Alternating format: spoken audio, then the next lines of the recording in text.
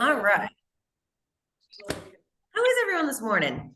Very good. How about you, Jen? I'm great. Been a little hectic morning, but that's always a good thing. We're super busy here today, so we're excited Good, about good, good. that. Yes. Excellent. So, first thing I want to talk about. So last week we talked about the psychology of the sales and the mind and keeping yourself in your right mind space. And I sent you guys home with some homework. So did you all turn it in? I got all of PBs. Anyone didn't do it? Yeah, that's their question, probably. Scott. All right. So I really want to, like we talked about last week, I really want to, the reason that we're doing this and asking you, it's not because we want to give you extra work.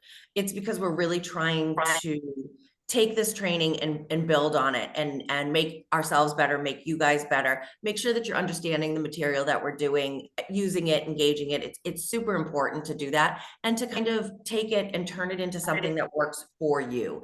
So the questions that we're asking at the end for you guys to work with are really specific to kind of fit to mold what we're talking about to you as a salesperson. And not only that, it helps everybody else if you turn it into me. To kind of see how other people are using and implementing what we talked about. So if you guys could get that stuff over to me, I would appreciate it. So okay. So but like I said, I got all of Paula Brooks last night and I read it this morning. Great work. So I'm going to add that to a folder and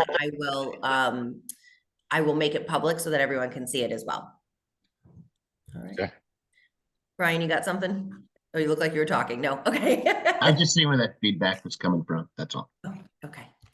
So, all right. So today we've got a lot of stuff to talk about. So last week we talked about getting ourselves ready and getting our customers ready. So now we're going to start talking about the actual presentation and the steps of the presentation. But what I really want to do is I want to kind of with everything moving forward now, I think last week's training is a huge thing to implement throughout our whole entire presentation. We always have to make sure that our brains are in the right spot, but that our customers are in the right spot as well. And every single step of the sale, we should be thinking about that piece because there's always something in it to keep the customer engaged, to keep the customer emotional and keep the customer actually learning. It's very easy to start slipping back into that reptilian brain when somebody feels like, oh no, I might buy something. So all of our steps moving forward, really, we need to kind of tie back to that main piece of the brain. Does that make sense?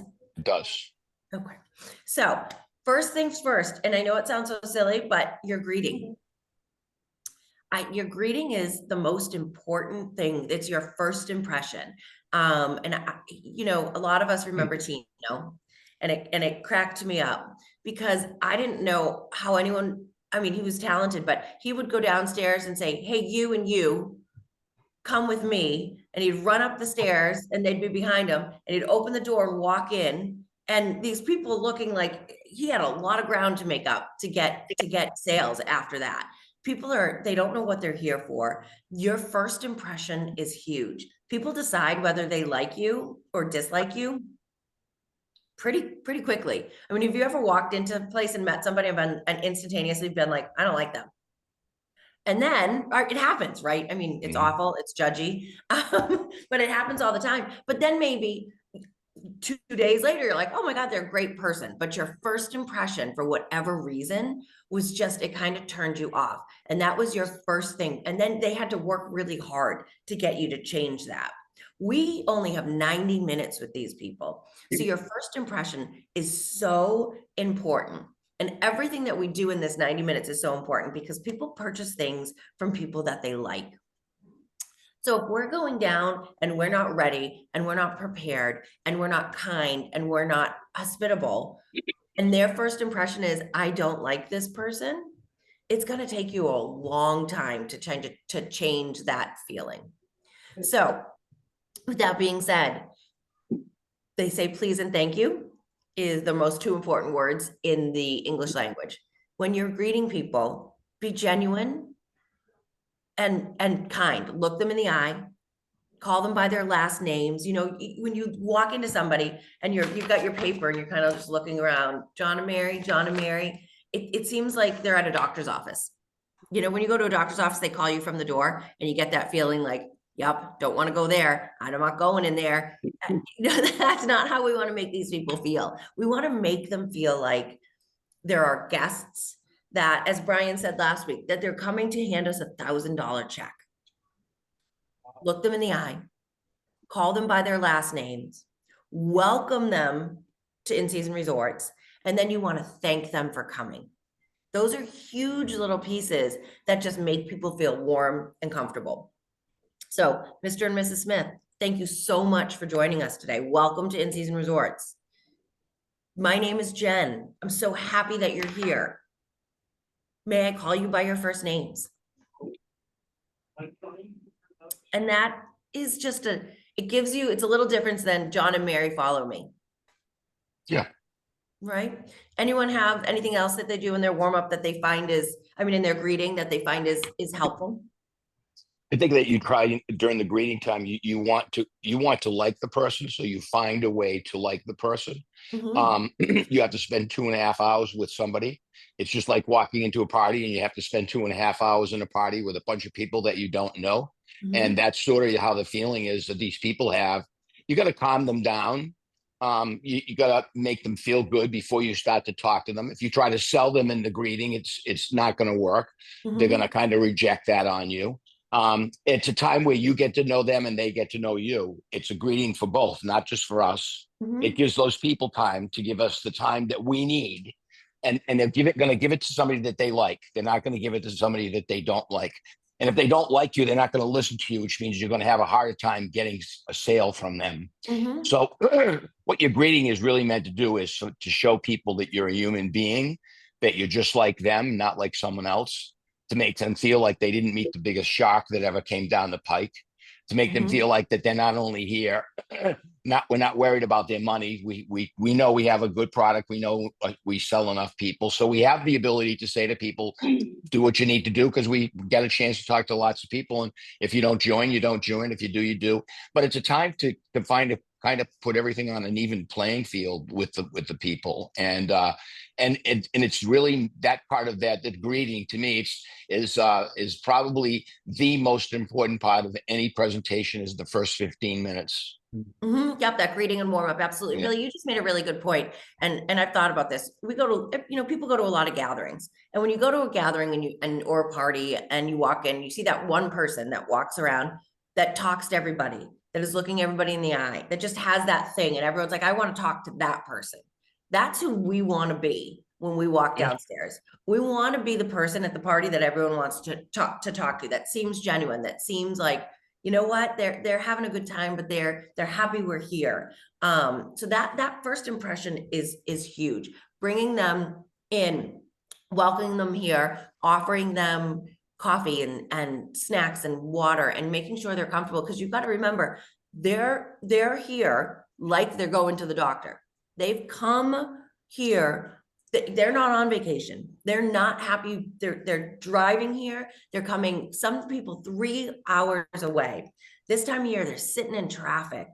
One person probably had no idea that they were coming. And now they're sitting in a lobby full of a whole bunch of other people, knowing that we're going to try to sell them something.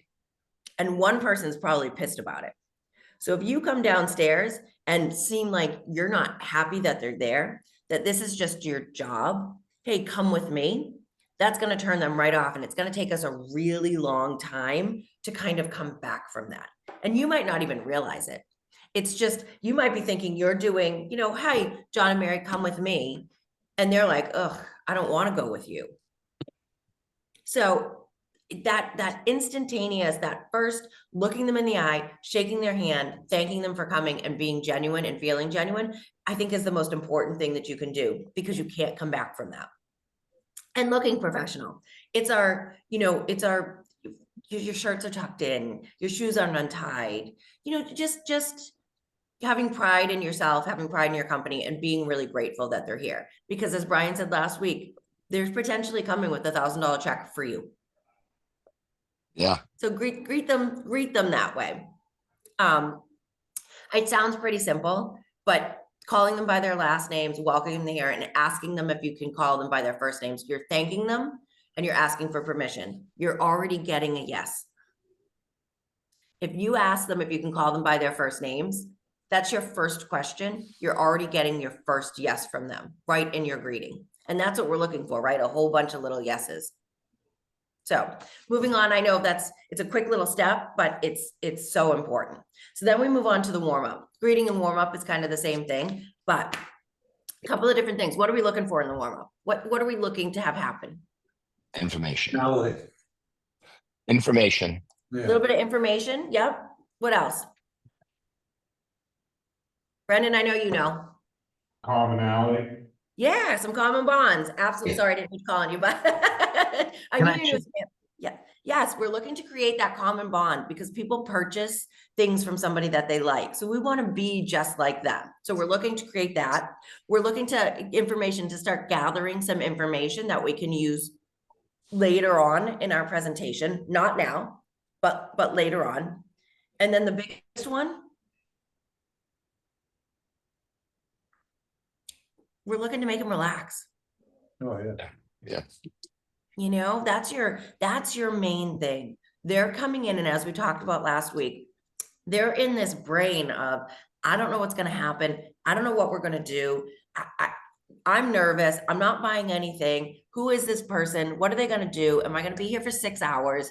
You know, that's where they are. So your warm up is meant to relax your customer and get them into their midbrain so that they can start hearing the information that we're giving them. And knowing that you're a good person, that they like you, that they want to spend the next 90 minutes with you. So those are your main things. Relax the customer, create some common bonds because people buy from people that they like, and then gathering information. And when I say gather information, I do not mean vacation information. Okay. This part of the presentation is not where we're asking about their vacation habits. Right. This is You about know, people. It's about, yes, Billy, you're absolutely right. It's about people, and the information that we're gathering from them may be if they're local. Okay, well then later on, we know that that's a good gold card presentation. The information that we're gathering from them might be that they're familiar with the area, that they come here all the time, that they're used to used to that area. Then you don't have to kind of go into that. There's a lot of information that you can gather from these people, but it's not vacation information. And so the questions that you ask, because I think a lot of people, I was thinking about this last night, your warm-up can go one of two ways. Have you ever had that customer that you love and you instantaneously connect with? And all of a sudden, so you're warming them up, but then your warm-up goes off the rails. And you're 45 minutes in talking about the last night's Bruins game, and or something completely random, and you've lost control, and now you realize you're 45 minutes in because you really like them and you want to talk to them, but the information that you're gathering really has nothing to do with what we need today. And then our rest of our presentation's coming, and now it's going long and long and long and long and long, and then you lose them, and you think you have a deal because you like them so much. But we got so long that they went back to their reptilian brain, didn't get what the information that they needed. And yes, you met a really great person, but you didn't get a sale. You made too close with Anyone? friends. Too easy to say no to you.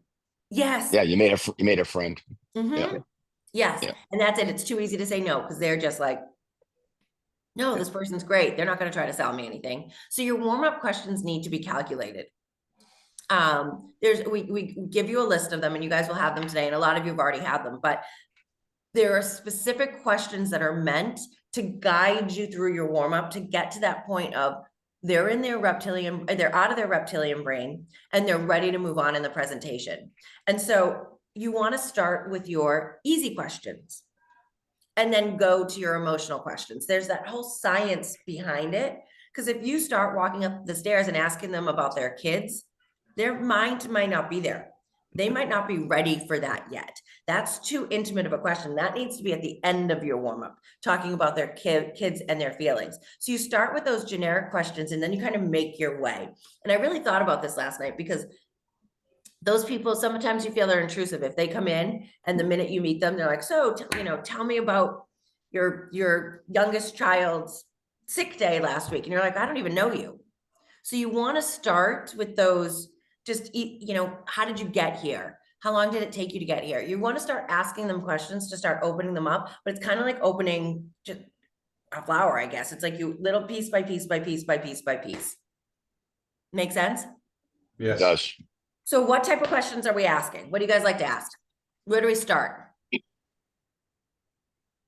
I like to start asking questions where they have to, it's important that the warm up that you get your client to talk back to you so that it seems more like a conversation than a dictation.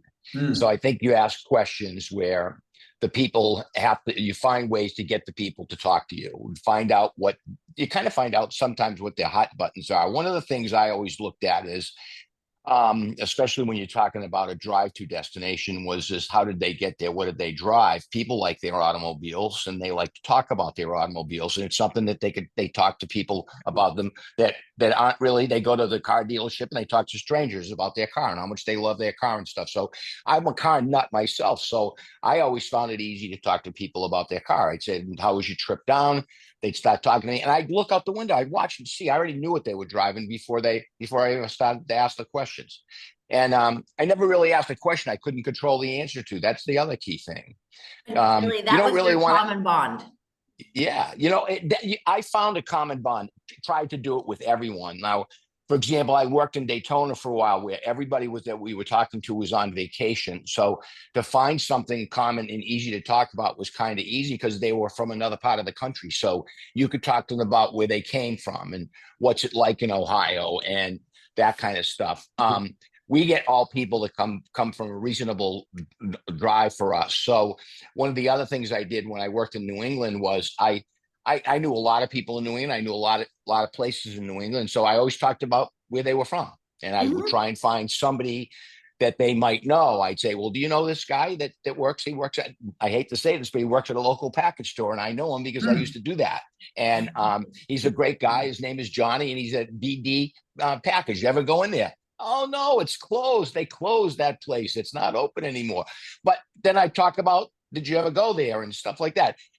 Anything that gets the client talking to you, if you don't do the greatest amount of talking, you're having a good warm up. And that's how I judged it. Yeah, absolutely. They should be the ones talking. And we're just offering those leading questions. And a lot of them, Billy, like you said, are those common bond things. We can create common bonds. Oh, you're from here. I know somebody from here. Now you have that common bond. But those questions are huge that, you want to talk about how long did it take you to get here today? There's a couple of reasons that we ask that question. Number one is because we're gathering some information. If they're only 45 minutes away, that's a great gold card pitch later on. What's the second reason we ask them that? What kind of mood are they in? Go ahead, Yeah. Brian, exactly right. If they're Yeah. coming here and we know they're coming from Wareham, which should be a half an hour, and they told us it took an hour and a half to get here, do we have a problem? Yeah. Calm them down. And people want to they want to talk about the things that go wrong. Like when your car breaks down, you want to talk about it. If you get a flat tire, we had a customer in here the other day. They sat down and I asked them how their stay was. I said, oh gosh, well, we didn't get to stay very long because we came from Connecticut and our tire was flat. And I said, oh, and they said, yeah. And then our spare was flat. And I'm boy. like, oh. So I said, oh gosh, that sounds terrible. What happened? And so they went all into that, but they got it off their chest. People like to talk about kind of the crap that happens. So that's important. It's going to gauge their mood and let them get it off their chest so they're not stewing about it. So I think that's an important thing. So we're asking those just casual questions. How long did it take you to get here for that reason? We want to ask if they come here often. Again, if they know the area, if they have family in the area, that's all things that later on in our presentation we can use, but we also don't want to bore them. If they tell us that they have a summer house in Ogunquit, and then when you're on tour, you're like, well, let me tell you what to do when you're in Ogunquit, it's just proving that we didn't listen to them. So those things are important as well. We want to talk about people's jobs. And not for the reason that you think, right? We don't care what they do or how much money they make. Why do we want to ask them about what they do? Because it probably leads to stress, right? Maybe, yeah. Could They lead to could need a the break from that. There's all kinds of reasons to get them talking about that. Not too much. Yeah, but their jobs are, a lot of people take pride in their jobs. Mhm. Who they are. You know? What was that, Scott? It's who they are. Your job Yeah. is who Yeah. you are. Yes, Yeah, absolutely. absolutely. And so when you start to get that prideful feeling, people tend to open up more. It brings their defenses down. So if you're genuinely interested in what they do, that's Yeah, it's another great subject. easy for people to talk about. That's leading them in, you know, how long it took them to get here, where did they come from, and their jobs. It's an easy thing for people to talk about, and it makes them feel prideful. So that, and those feelings of pride puts you into your midbrain. Midbrain. That's an yeah. emotion, that's an emotional feeling. The other reason that we want to talk about their jobs, it's nice to know their stability. If they've only been at their job for a year, what could be an objection later on? Yeah, money. Money's going to be the objection. Or I don't have enough time yet. Yeah. Time, yeah, vacation time. Time and money. So now our product, you know, now we know we need to talk about short stays. Or if they travel, you know, they might only be in their job for a year, but they're not coming here, they're not staying. Those are all things that we need to know so that we can figure that out on the back end. If they're not from, when you ask them, you know, where'd you come from today and have you been there a long time? If they've only lived in the area for 6 months, what's another question we should be asking? Where you're from before that. Yeah, and do you go Why'd back you to move visit? here? Yeah, why did you Yeah. move here? What's your reasoning? How long are you staying? Are you enjoying it so far? But we want to know those types of things kind of lead us along and gather all that, those little information, those nuggets of information that we might be able to use later. Whether they're always going home to visit family, whether they're only in the area for a short amount of time, whether they've been here forever and they've been in their jobs forever and they have 6 weeks vacation. Those are all things that we can use later on in our presentation. What's important too, and how we talk to an accountant is probably totally different than how we talk to a social worker. Mhm. Yes, very Right. true. Yeah. Yep, and that is, and your tone changes 100%. based on who they are. You know, all of those social workers and teachers, first of all, they deserve our praise, but I think they don't get it often enough. And it's nice for us to say, oh gosh, what a great thing you do. Tell me about it. That's got to be a Or hard the job. stay-at-home mom. Or stay-at-home mom. Hardest job in the Oh, world. yeah. Yeah. All that stuff's important. I've And the- seen people do a warm up with one people. They go towards the people like, and they just kind of focus on that one person. And the other person ends up squashing the deal at the end. They don't want to work harder on the other person, you know. Mm. Scott, that's a great point. Your questions She's need a to go to both stay-at-home people. mom. Mhm. Yeah. She's a stay-at-home mom, and we're talking about what he does for a living when she works harder doing what she does than he does. Yeah. And Scott, that's a great thing too. I think we need to remember that there aren't a lot of stay-at-home moms at this point. You know, we find a lot of 2 working families, but you do have that, and you don't want to make that as I'll never forget. It happened to me once. I asked somebody, and what do you do? And she says, I just stay home. Oh, And I knew I had shot myself in the foot there. So if you've got somebody and you know they have kids with them, sometimes how you ask that is just as important as the answer. You know, gosh, you've got these 3 kids. That's the hardest job in the world. Do you work outside the home as well? Yeah, Tie it I back actually- with empathy, not sympathy. Mhm. yeah. Well, I think Right? the You one that remind me stayed, a lot of my mom. You Mhm. remind me a lot of how Mhm. great The is one- that? You know what I mean? Not Yeah. the state. I'm sorry. yeah, It's No, not the no, that's statement of, all. oh my gosh, that must be hard. Yeah. yeah, yeah. You know what I mean? I mean, but to believe it or not, it's information that we want to know. That wife that does not have a job and doesn't get away every day needs a vacation more than anybody that has a job that leaves their kids every day. No offense. No, But Billy, you're so- so right. Yeah, so it tells us a little bit about the couple. It means that they're dedicated to their family because they have a stay-at-home mom. I mean, today you're right. I think there's probably very few. It would be probably 15% if you're lucky are stay-at-home moms today. But anybody that is, and back in the day when I first started, it wasn't like that. It was 50 or 60% of the people were stay-home moms, and you're right. You can alienate that stay-home mom real easy if you don't deal the right way with them and have the utmost respect for somebody that does that job every day. you Mhm. know, and it's not sympathy when you say to them, you by far have the tougher job, no doubt about it. You get to stay home with the kids. Yeah, everybody thinks that's easy. I'm glad to go to work every day. Well, I'm you glad get I to get go to to go to work. work. Yeah, That's the terminology that I use. I always say, Yeah. you know, no offense, Dad, but you get to go to work. You get to Yeah. get out and have a grown-up conversation and go to the bathroom by yourself and don't have somebody like holding your leg all day long. You Yeah. get to But go if- to work.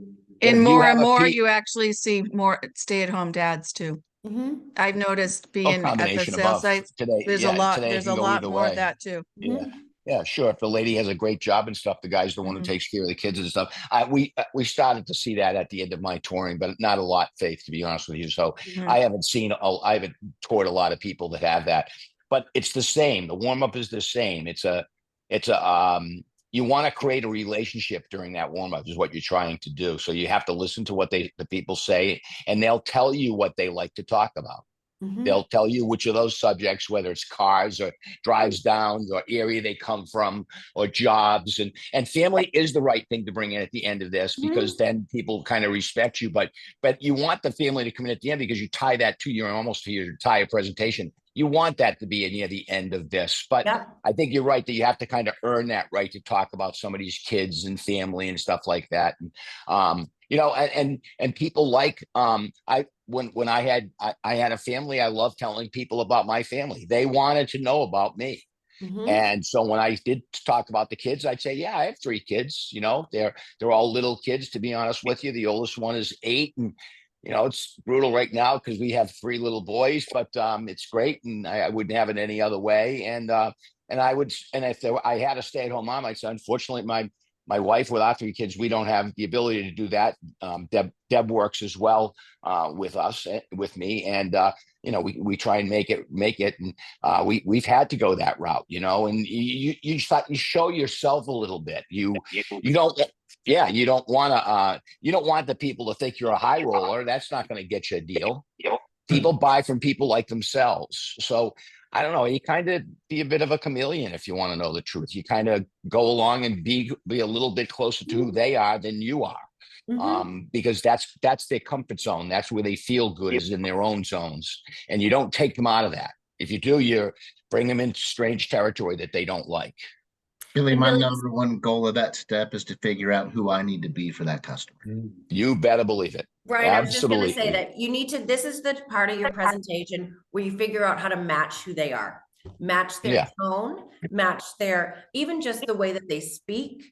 If you're like speaking crazy fast and they're very slow, that's just not gonna, it's not gonna match. You've got to figure out who the person is sitting in front of you and match their tone, match their energy, match what they're saying. All of that's important. And that's why you start off. That's this whole point of that warm up, is to be calculated with the whole, here we start with this part of it, kind of not so intimate. And then we end with kids and family and how they met, because those are the emotional questions. Yeah, absolutely. And that's one of my favorite is finishing my warm up with, how did the 2 of you meet? Yeah, that's another good one. People love to talk about, Mm. and this is going to sound terrible, but it tricks the brain. A lot of people have been together a really long time, and I'm not saying they don't like one another. That's a horrible thing for me to say, but sometimes life gets really busy and you just get mundane, and you wake up every morning and you do the same thing. You pack lunches, the kids go to school, you go to work, you come home, you do sports, you do homework, you do all of this stuff, right? And it seems like 100 years ago that you actually met. And when you first meet somebody and you're in that stage of getting to know them and going out with them and being excited about them, that brings like dopamine to your body. It brings good feeling to your brain. It puts you in a whole different place. So when you're asking somebody how they met, it's meant to transform them back to that part of their brain where you bring in that love feeling, that good feeling, because people forget it. And they like to talk about themselves, but it's actually, you're tricking their brain to go back to that stage in their relationship. It's a science thing, not just a question thing. Jen, not to get geeky, but the body can't tell the difference in what the brain recognizes. Mhm. Yeah. Yes, It actually physically relives that moment. yes. Yeah. And how cool is that? that we're Yeah. able to, by our studying, by what we do, by talking about this stuff, that we're able to learn how to bring people's body to a feeling of emotion. But it's worth saying, it also works the other way. If you rehearse the bad, you also get the same. Mhm. Yeah. Yeah. I love the warm up because it gave me an opportunity to figure out who my customer was. And I got excited. I personally found a way to get excited during the warm up, Mhm. because if I stayed excited, then my emotions would you'd wear your emotions on your shirt sleeve. You hear that? You hear that? But that's what you have to do to the customer. I mean, one of the things that I always talked about with them when people had babies is I said, "Oh yeah, one of my favorite things about babies is dirty diapers. How about you guys?" And then all of a sudden the father would go, "Oh yeah, yeah. Do you change diapers?" I said, "Yeah, I change diapers." I said, "I told you guys, my wife works and I take the 3 kids sometimes and I have to put them to bed at night. And yeah, I do dirty diapers. I do bath. Do you want to hear a great story about the bath?" And I tell a story about my kids. And then they tell you a story about their kids and stuff like that. But I allowed the warm up to be the time for me to get personally excited about the opportunity that this was providing me. Mhm. I was the one that was in control of this. Mhm.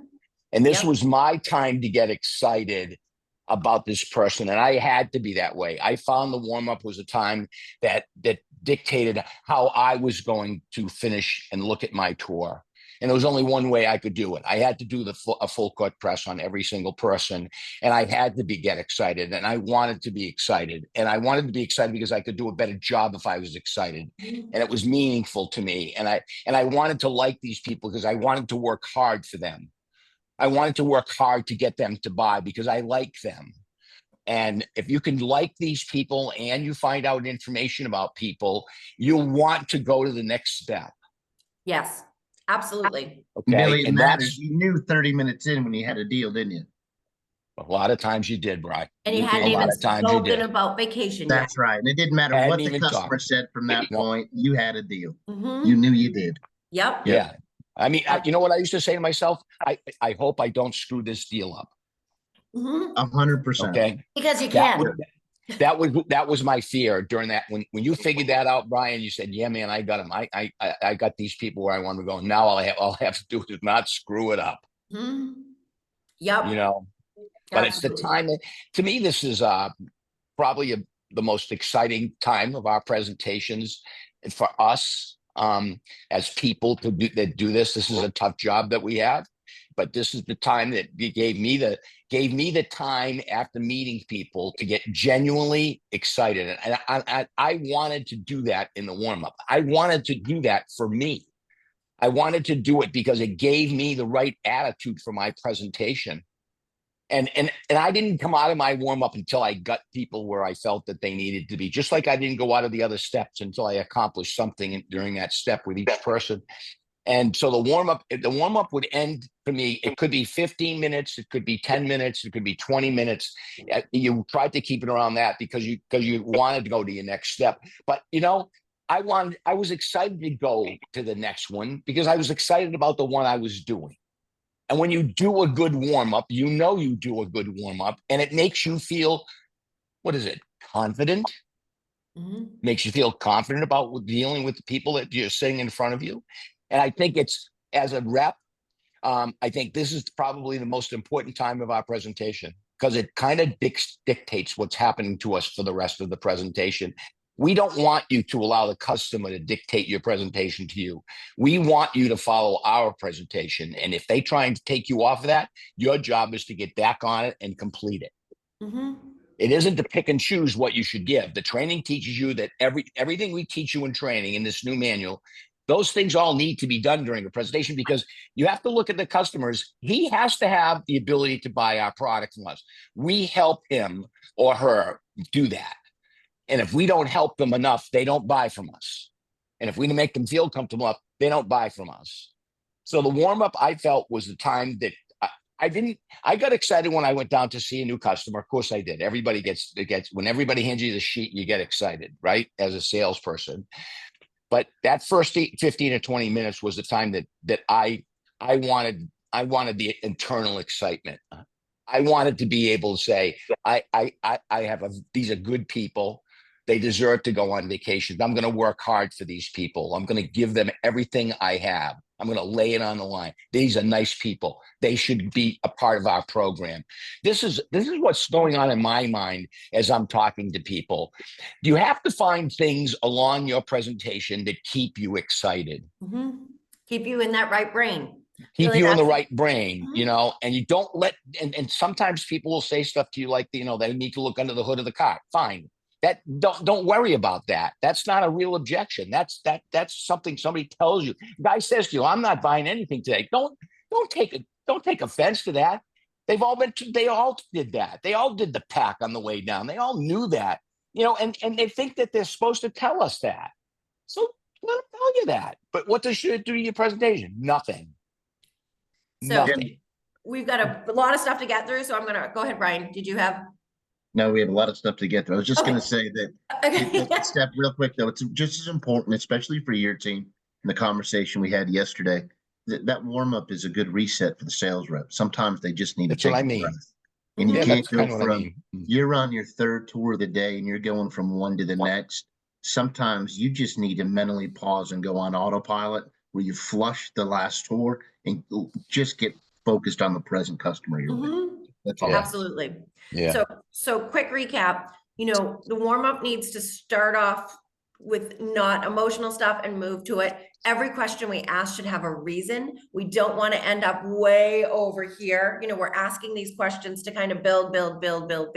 You want to find something that you like about the people sitting in front of you, genuinely like, create that common bond, put them in that scientifically put their body in a state of happiness by asking them about their kids and how they met.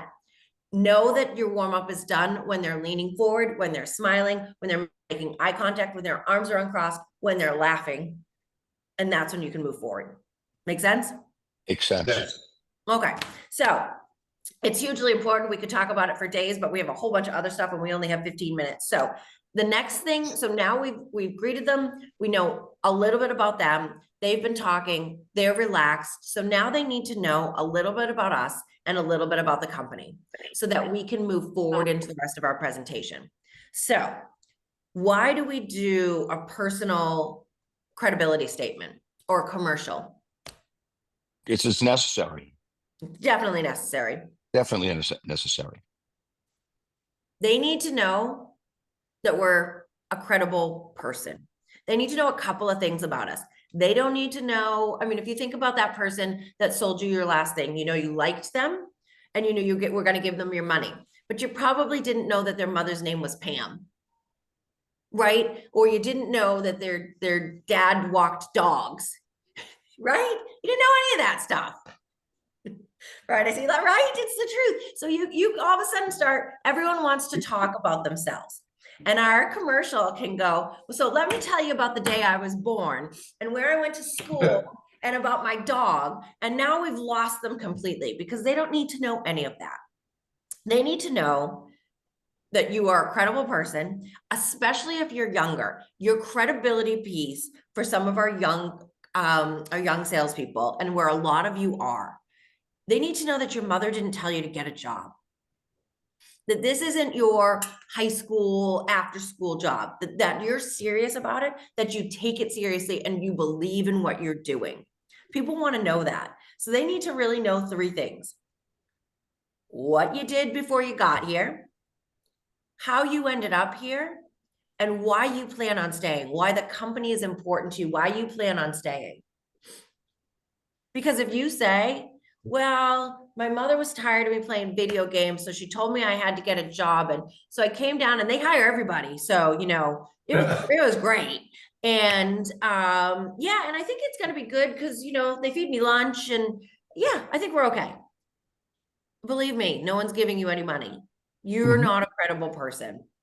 So some of you have really great personal credibility stories, you know, and I've worked with Brendan for a long time and he started when he was young and I love, you know, his is, and he'll share that next week because that's part of our homework. But, you know, he had to make himself that person of, you know, that he was in school and he was injured and he came home and had to make some decisions about what he wanted to do. He came here because he believed in people and vacations and loves it and sees this, the company is great and he enjoys it. All of those things make him credible. He has a reason for being here and a reason for staying here.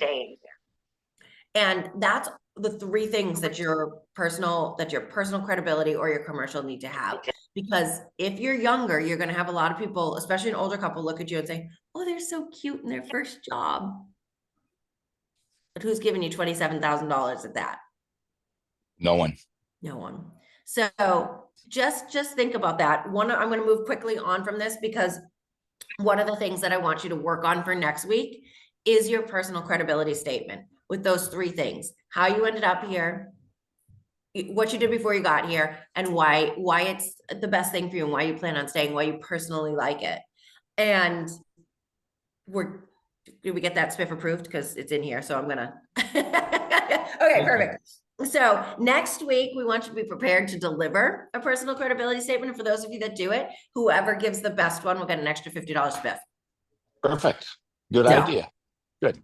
So yes, perfect. Okay. So we talked a little bit because like I said, we've got a bunch of stuff to go through. So we work on that this week. But then we go from personal credibility to company credibility. Why do we do this? Because if you want somebody to buy, you have to tell them about the company. Absolutely.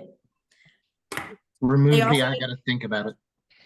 What was that? Oh, yeah. Remove the, I gotta think about it because I need to research your company. Absolutely. Absolutely. And it also starts to give us an opportunity to show them what makes us different. You know, one of my favorite, I don't remember, I was at some seminar or conference and somebody said this and it really stuck with me because there are so many vacation ownership companies out there. So many places that you can go, so many places that you can vacation, so many places that you can own with. This is your beginning of what makes us different. So somebody made a statement once to me. It said, you can purchase vacation ownership anywhere. It all does essentially the same thing. Why we're different is it sets us apart. This is what sets us apart from everything else. And it gives us that story. It gives us, it gives the customer a level of trust with us. And it makes them start to, I hate to say buy in, but really when it comes down to it, they need to buy into our value and our brand. And we've got we're so lucky because that statement for us is really easy. What makes us different is we're not those big, huge Marriotts and Hiltons and Wyndhams. We talk about that all the time. If you buy in Mexico and you have a problem, what do? Are you getting on a plane and going to Mexico? You're probably calling an 800 number. And I hate to say this might sound terrible, but probably going to get somebody that might not speak English because they're from Mexico. Might be difficult to get customer service. I'm not saying that that's the case. I'm not saying that these bigger companies don't give good customer service, but I'm saying that that's what we do different. So in your company credibility statement, you need to have a couple of things. And I think it's really important to hit this. You know, we're a family-owned New England company. Designed by New Englanders, designed for New Englanders, and our customer service is managed by New Englanders. That's a big thing to, and Billy, I mean, I love how passionate you are about our company, and that credibility piece is, I mean, it's so huge, but that is the first thing that makes us different, is that we're a company designed for New Englanders. Yeah, we've been in business for 36 years, guys. Mhm. That's huge. That's longer than Marriott. That's longer than Hilton. It's longer than lots of them. So that's the huge thing. New England-based company, designed by New Englanders for New Englanders. That's when it comes down to it. New England people are a little bit different. They like that. They like that special customer service thing. We've got our 50,000 member families, right? We employ our neighbors. We employ our family members. We give back to the community. You know, we do a lot of customers, a lot of charity, we're here for our owners. And then the brand is huge. You know, you're going to get consistent. And I keep going back to customer service because our customer service is top notch. I've never, anywhere I call, it doesn't matter whether it is the phone company or a credit card company or trying to make a reservation. You always have to talk to somebody and it's always a pain. When I tell you that our customer service, for those of you that don't know, you need to know this. They're absolutely amazing. They will chat with you, they'll email with you, they answer the phone, they're there, they'll help you, they will make your reservations, they will give you suggestions. They want to make sure that you're getting the absolute best experience that you possibly can. And they know the area and they know our product. How many people work for a big company and somebody says, oh, hey, I want to go here. And that person on the other end of the phone doesn't know anything about it. The big thing about us is that being a New England-based company and employing New Englanders, all of our people that answer the phones can tell you what they should be doing in Lincoln, how beautiful Ogunquit is, what beach they should go to in Falmouth. They're going to take that planning piece out of your vacation and just make it really easy for you. And then our resorts, you're going to get a predictable experience. You know what to get, you know, the quality of our resorts, you know, that our pools are heated, that they're open from X to X, that, you know, all of that stuff is really important. And people like that level of consistency. Jen, Dartmouth Hitchcock has a campaign they've marketed over the last several days, and it's talking about that. Who would have thought a world-class facility? And their marketing, in fact, is that the person that's on the operating room, it's also they coach your daughter's softball team, right? They take that approach. It's fantastic. And that's huge. Yep. That's really huge. And one thing is, and I think this is important to say that as well, our customers are locals. They're here, they're enjoying our properties, they're here. If they didn't like what we were doing, we would hear about it, we would see it. Like that's an important piece, is we have to do as we say, because our customers are local, they're our neighbors, they're our friends, they're our family members. We believe in providing quality accommodations and customer service because we see these people. And that's exactly to Brian's point, that, you know, you don't want to be you want somebody that you know. It gives that family feel. Okay. And the other piece of the company credibility, and you guys, we're going to give you all this so you can go. I just want to kind of get through the last two pieces. Is it's our first opportunity to talk about our Today incentives. You know, that as a brand, we're going to offer you some, we're going to ask you to become a member. We're going to offer you some great incentives that are available for today only. You know, we want to start hitting that piece so that they know what to expect. Does that make sense? I mean, it doesn't have to be hard here. You know, I always joke, you know, when I say, and you know, we're a professional company and we're going to offer you some great incentives to become a member today. They're not the reason to become a member, it's just a reason to do so today and not tomorrow if you see something you like. It could be a simple thing. We can hit it harder as we go along, but it keeps that consistency going, that we do as we say.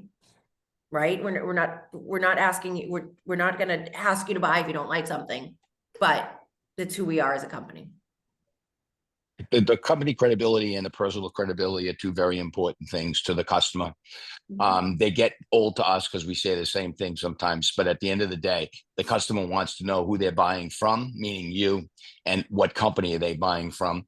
And we are a very cool company. We do great things for the people, the 50,000 people we have. We take better care of them than the Wyndham and Marriott's of the world.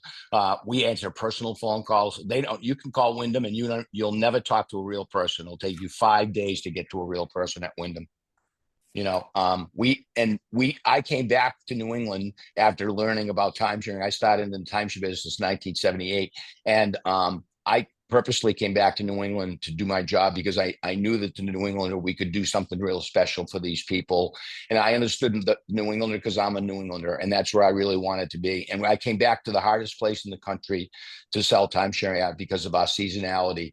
And I knew that if I branded it and did it right, I would bring something to the people of New England. It's very cool. And we have accomplished that tenfold, you know, and now Billy, we look at places like Riverwalk, you know. Billy, that story that you just told is my company credibility. I tell everybody that you were in Florida, you had your first child, you wanted to come home to family, and you wanted to create something for the New Englander that we didn't have. and that you believed in it. You believed in sending people on vacations. When I do my company, my personal company credibility, that's how I start, with that story Yeah. right there, because it's the Yeah. truth. And I can be, and Absolutely. I can be passionate about it because you're passionate about it. So I think And all of you should think about that. And today, a lot of people, the 30 being in business for 39 years is a very long time in the environment that we live in today. Ask how many people have had their jobs for 39 years, and you're not going to find very many of them.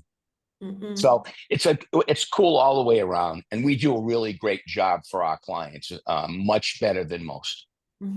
Absolutely. So you're going to get all of this information, guys, today. So you'll be able to read over it. Think about your company credibility. All of those pieces need to be there. It's important, but the best thing about it is it's the truth. You're not making anything up, which allows your brain to stay where it needs to be and be excited about that we're able to offer something that nobody else in the world can offer to our customers. And you should be proud of that. That's a really big thing. So Yeah. those key pieces. After this, our customers are starting to, we've warmed them up. They've talked about their kids. They know a little bit about us, that, we're serious about our job, that we believe in our company. Now they're wondering, where do I get my gifts? So they're going to start, right? I mean, we may be a half an hour in or so, and now they're kind of, they're wondering what they're doing here, how they're getting, why they're here, if they're going to get their gifts. So this is an opportunity. We need to remember this, because their brains start to slide back, because it starts to be like, okay, well, the time is going, what's happening? What are we doing? So your next 2 steps, and I'm going to say this and remind you all, your personal credibility, your company credibility, and the next 2 steps of marketing and statement of intent should be scripted and memorized. You should say the same thing every single time. Every single time. This isn't something you have to think about. It's not based on who is sitting in front of you. Your credibility should be strong enough that it doesn't matter who's sitting in front of you, because it's just making you credible. And the company credibility is the same for every single person, because it is what it is. Your marketing presentation and your statement of intent do 2 different things, but they both need to be scripted. You should not have to be thinking about this at this point. It should just roll off your tongue. That makes it easy for you. That keeps you in the right brain, because you're not thinking about, what am I going to say next? Because if you start to worry, am I going to miss something? Am I going to do this? What if I forgot this? You're in the wrong brain, and your customer is going to say something to you that you now physically cannot hear, because you've slid back into your reptilian brain. So when we ask you to memorize this stuff, it's to make your life easy. As Chip always says, make sure, like you say it all the time. I would need to memorize it and do it exactly the way they told me to do it. Right? Yeah. Do it that way. Yeah, I did it that way. That piece was done, memorized, and it was exactly the same every time. So the marketing presentation, I'm going to start here. There's a couple of things that we're looking for in your marketing presentation. What's the first one? Agenda. No, marketing, no. Just how they got here, of course, the gifts. So, yep. So we're talking about, we want to go over the Yeah. gifts to make sure that they understand that they're getting them, that no matter what, they're leaving with their gifts at the end of the day, because we do as we say. That is one thing. What else are we trying to do? Keep them excited about the gifts. Yep. There's 2 other things we're looking for. Overcome the idle vacation. Brendan, you're absolutely right. We Yeah. use this opportunity to overcome the I don't vacation objection, because they came here for a travel gift. So we want to acknowledge that and be excited about that, so that later on in our presentation, they can't say that, well, I don't want to go on vacation. And then we say, well, you came here for a gift, and now it's 2 negatives. So this piece right here gives us a great opportunity to be excited for the fact that they came for vacation gifts, because they want to go on vacation. So yes, so that's number 2. And what's the first thing that we're doing? First thing that we say to them? That they weren't picked, we chose them. Why do we choose them? Make them feel special. To make them feel special. Absolutely. So we want to make sure that they know that we don't just invite every Joe Schmo here. There's a reason that they're here, because they're going to like our product, use our product, and most likely have the affordability for it. So that's the biggest thing, is we want to make sure that they understand that we market in a way that we chose them to come. They were selected to come here to receive these gifts. They didn't just win. So we want to make them feel special that way. Then we want to go over our gifts. so they know they're gonna get them, because that takes that off the table. They're not thinking about that anymore. And then we talk about the reason that we market this way and use these gifts is because it brings people here that like our product, use our product, and most likely have the affordability for it. Nothing's perfect, but in the majority of cases, you know, it works that way. And I always say, to prove my point, as lovely as I am, you didn't come here to spend 90 minutes with me. You came here because you want to go on vacation, right? And I'm really excited for that. Now and they say, yeah, I want to go on vacation. Now I've made a joke, made them feel comfortable, but got them to admit that they're here for the travel gift. That's what this piece is about. It's taking the gifts off the table so that they're not worrying about it, but really giving them the opportunity to say, yeah, I'm excited. I came to get this gift and I'm excited for it. I want to go on vacation. It's your first step to a vacation commitment. Absolutely. We give vacations away on purpose. We could give Yes. cash. Yes. Yep. So, you know, back in the day, you used to come for what, like cell phones and Yeah. and silver dollars. My aunt and uncle tell the story all the What time. about, They lived in Falmouth. They were at the beach, and an OPC came and got them. They went to Seamus because they were getting like the Susan B. Anthony coins, and that's what they were going to drink with that night.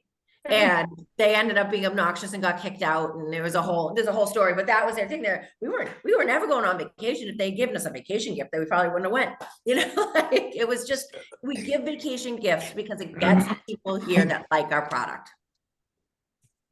And Okay. all of our marketing promotional stuff is based on that as well.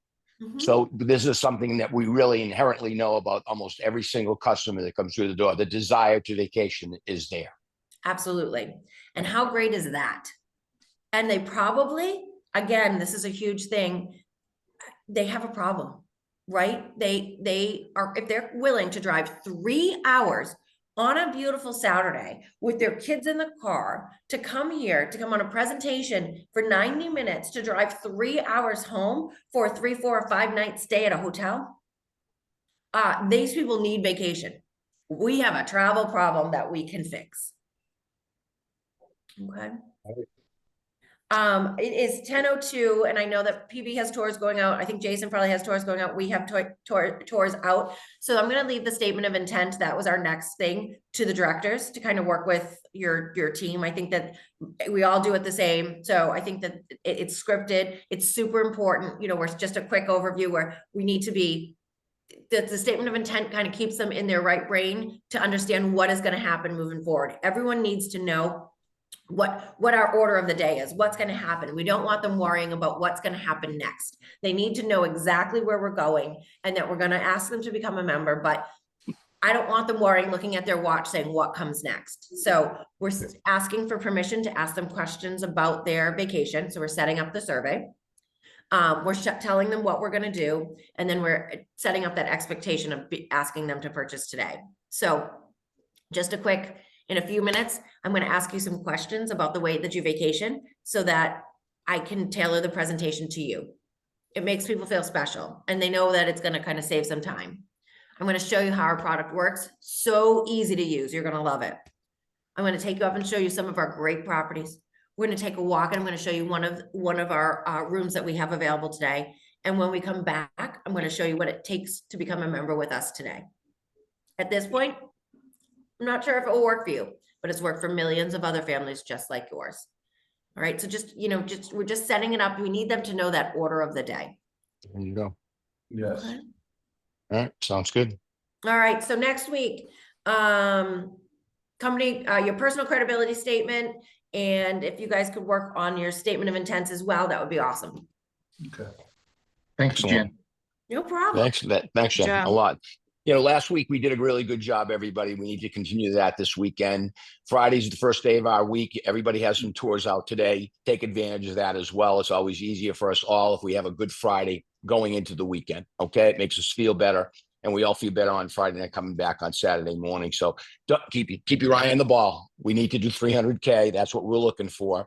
We did 296 last week, and we're very close. So let's make it over this time. So somebody please buy a $5,000 package so we hit 300K.